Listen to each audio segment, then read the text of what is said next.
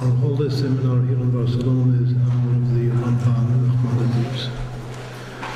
And now this session will be devoted to the famous vikuach, the debate that he had against the heads of the church here in Barcelona, especially a Jewish apostate who was his rival. And what was unique and special about this debate is that it was in the presence of the king. The king of Spain was here, and he listened and he participated. It was an active part of the debate. After the Ramban proved himself victorious, so the king himself came to the Bet Knesset of the Yehudim, the synagogue, and also tried to speak himself. He spoke. The king himself spoke and tried to convince the Jews present that to believe in what he believes. And of course the Ramban, with all due respect, as he showed very much kvod malchut, he had very much honor and respect for the king, but at the same time he had great gaon Yaakov, he had great Jewish pride, and he of course would not acknowledge anything which contradicts our faith. And clearly all that the king, who was just, as the Ramban said, that you can't be blamed because you were educated in this way. That's what he says to him. But your education was wrong.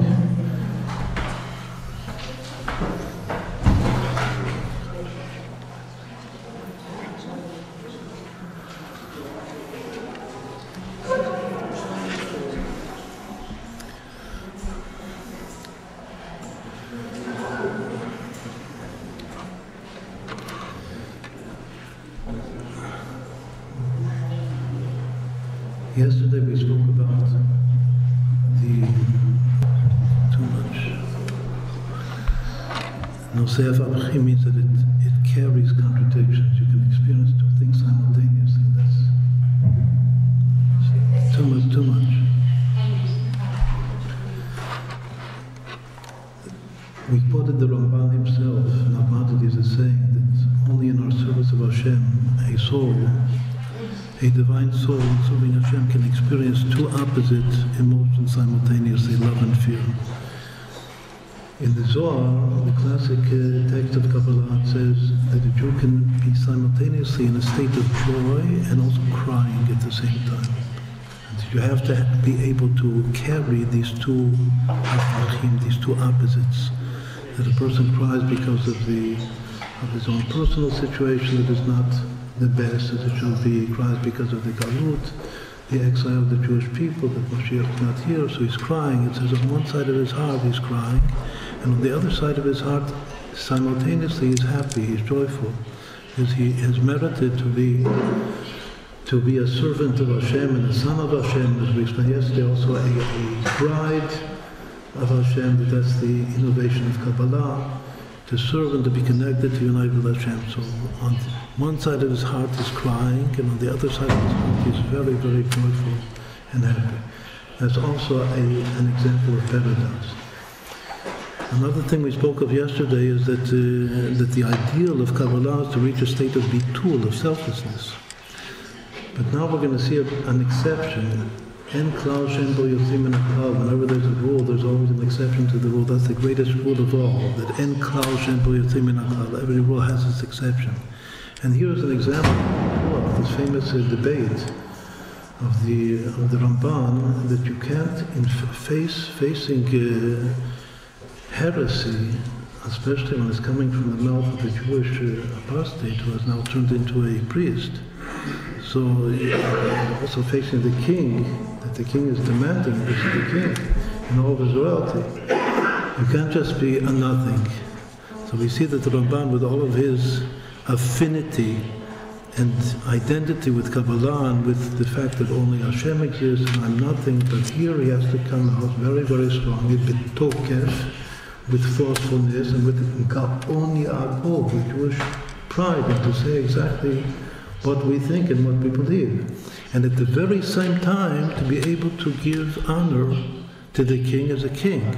Because we're taught today that even a non-Jewish kingdom in a certain way reflects the kingdom of heaven. And there's a mitzvah in the Torah to give the proper kavod to the kingdom. So the ability, it's also like a nesiat hafachim, a paradox. That on the one hand he's respectful, and on the other hand he's very, very strong, even to say, no, you're wrong. You have been taught, you have been educated wrong from your youth, from your childhood.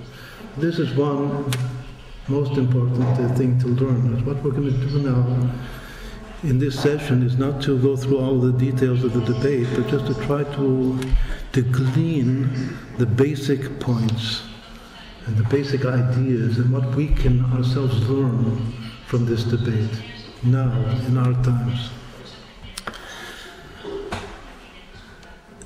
The debate revolves around three topics. The first two topics have to do with Mashiach. And the third topic has to do with the Torah, the eternity of the Torah. The first two topics of the debate, the first beginning of the debate is, did Mashiach already arrive? Has he come or has he not come? So obviously we all understand what this is alluding to. I don't have to explain now what we're talking about, because everybody certainly understands what we're talking about.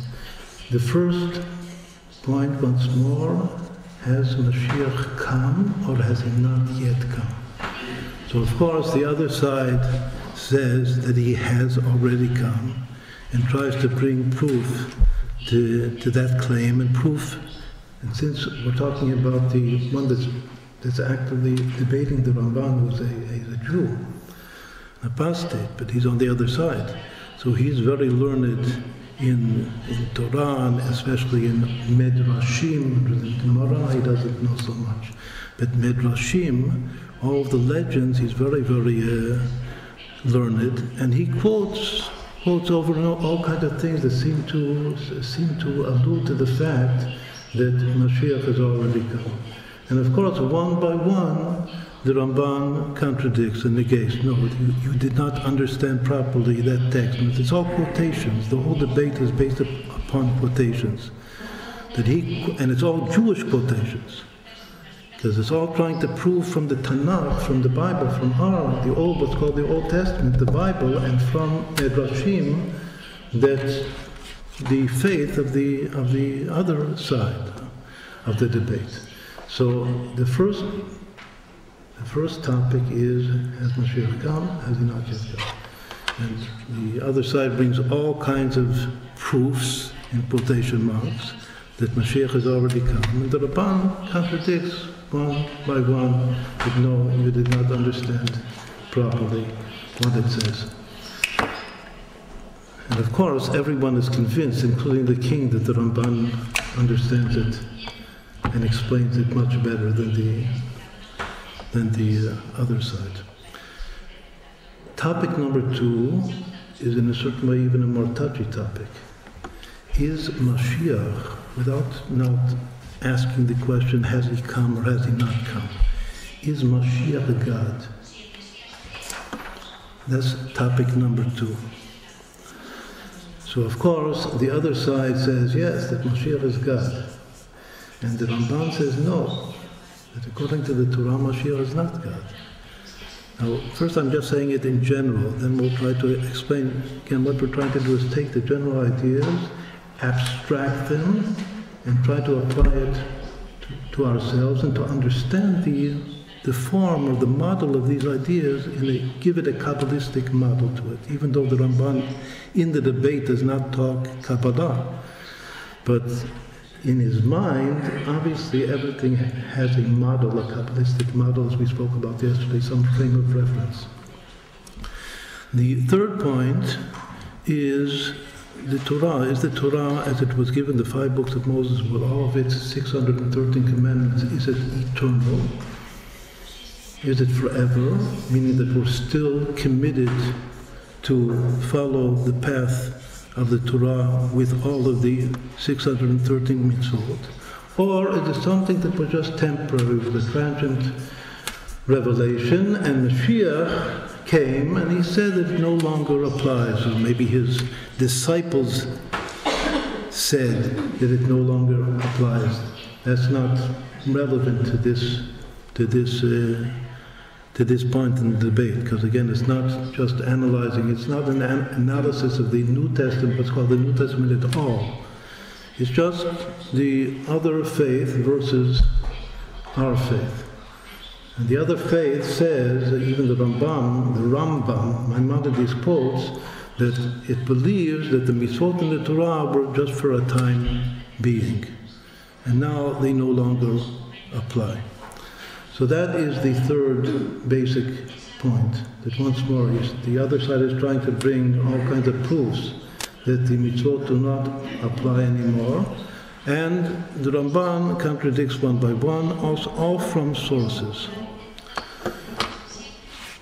And of course at the end, the Ramban wins the debate on all fronts, on all 3 fronts that were discussed. These were the 3 fronts that were discussed in the debate.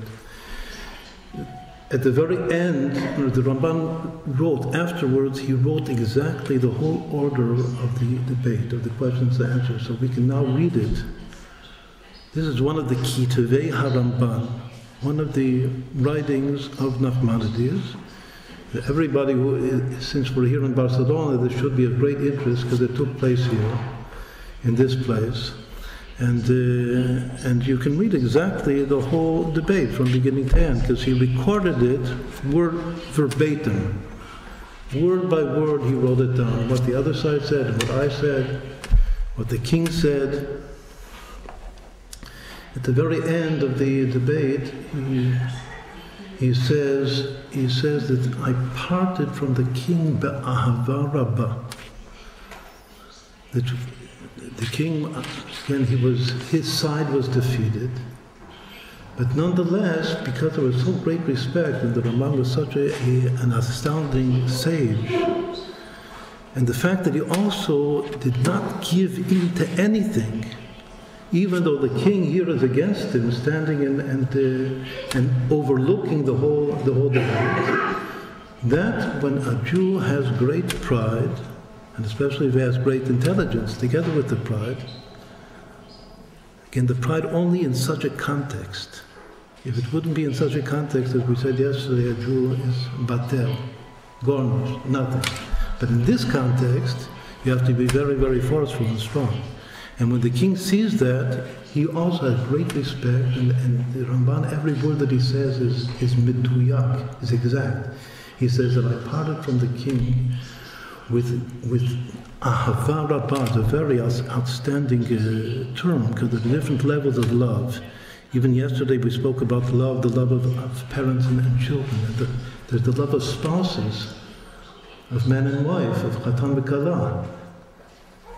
General love is called ahavat olam, but great, fiery love is called ahava rabbah. And here he uses that phrase, that term, that idiom, ahava rabbah. That's the way I parted from the king.